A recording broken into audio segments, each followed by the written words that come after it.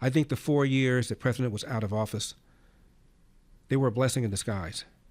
It gave him a chance to reassess what he did right, what he did wrong the first 4 years, gave him a chance to understand more deeply the deep state and what he should do about it, and gave him 4 years to talk about the kinds of people he ought to have around him who endorse his agenda and who aren't going to thwart it. So you have people like the brilliant, brilliant Stephen Miller, who, as you know, has been a friend of the Larry Elder Show since he was 14 years old and first appeared in the public on my show when he was a student in high school. You've got people like Marco Rubio, the senator from Florida, ran against President Trump, said some really demeaning things about President Trump, and has since, of course, done a 180. J.D. Vance is a superstar.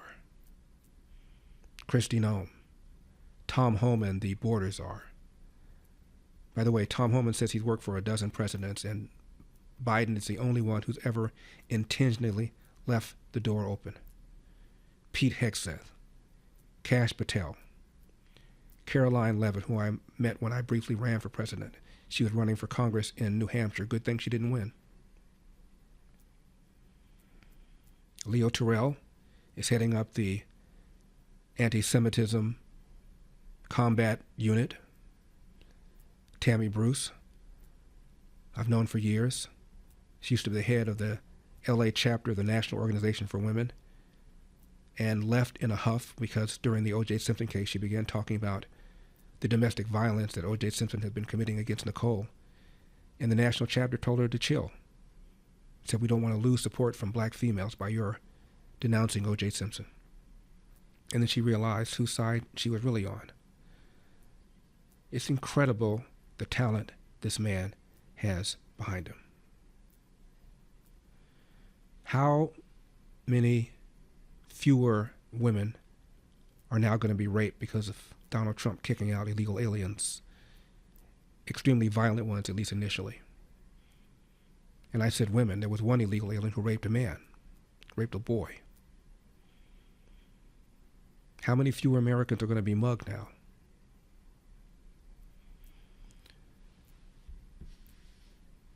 The wild card, of course, are the tariffs.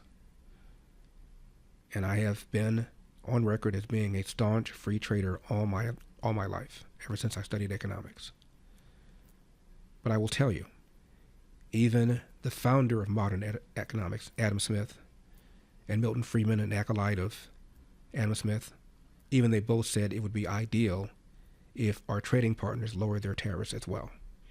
So if Donald Trump, a premier negotiator, is successful in getting our allies and even our adversaries like China to lower their tariffs, that would be extraordinary. It would be a massive, massive jolt to our economy. And as far as Donald Trump's declining poll numbers are concerned, they declined after he implemented the tariffs or announced the tariffs. I want to remind you of the right track, wrong track stats in the waning days of the Joe Biden administration, when 2/3, 66% of Americans believed we're on the wrong track. That has considerably improved since then. 888-971-SAGE, 888-971-7243. Phil is in San Jose, California. Phil, you're on the Larry Elder Show. Thank you so much for calling.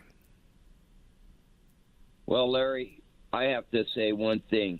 I want you to keep up the work you have been doing, and I want to see it continue.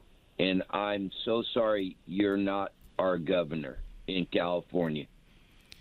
Well, Phil, thank you very much for that. I'm sorry I'm not the governor either, but if I were, I wouldn't be here talking to you. Annabelle is in Palo Alto, California. Annabelle, you're on the Larry Elder Show. Hi, Larry. I just want to say that there's a big downside to calling your show, and that's because you are a tough act to follow. What you said about Trump is absolutely true, his talent that he chose, and I think the 4 years did help that. But I want to tell you a very quick story this morning I heard in an interview. There were a couple of people who were going to be staunch voters. They were going to vote no for his beautiful bill. So he said, okay, let me call them. And so afterwards, he got on the phone and he said, no problem. They're all on board. And they said, oh, Mr. President, you probably had to twist their arm and do the whole art of the deal. And he said, no, they just wanted to listen. They wanted me to talk to them, and they wanted me to hear them. Wow. And to me, I know when he, I'm going to cry. I used to cry when Obama was president. I'll be very brief, because all he did was trash America.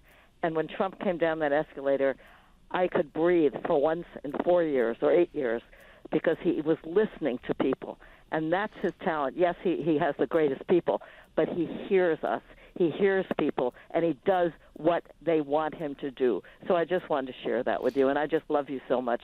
And I say amen to Phil's call, because I wish you were governor. Well, Annabelle, thank you very much for that. One other thing, too, about this man.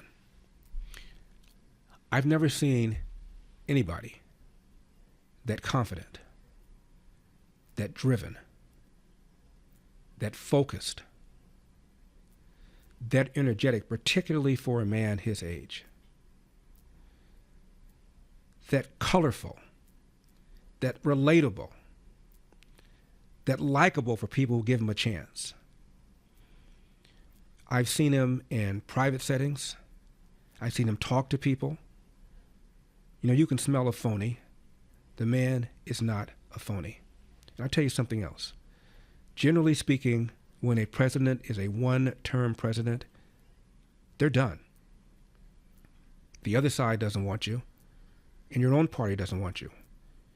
When Jimmy Carter became a one-term president, his dog wouldn't smell him. When George Herbert Walker Bush became a one-term president, he couldn't get a table at Fatburger. Donald Trump is a one-term president.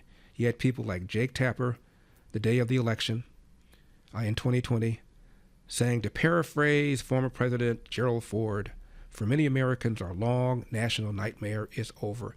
They were cheering. They were stomping on his grave.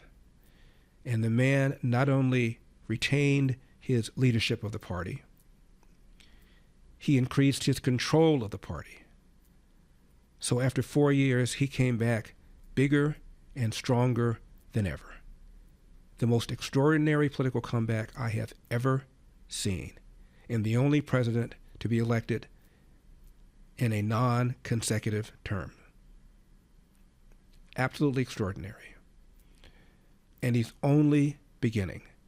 And the Democrats better hope that he's trashing the economy with the tariffs. They better hope that other countries don't come on board and cut their tariffs. He better hope that China does not blink and begin to change its anti-competitive practices.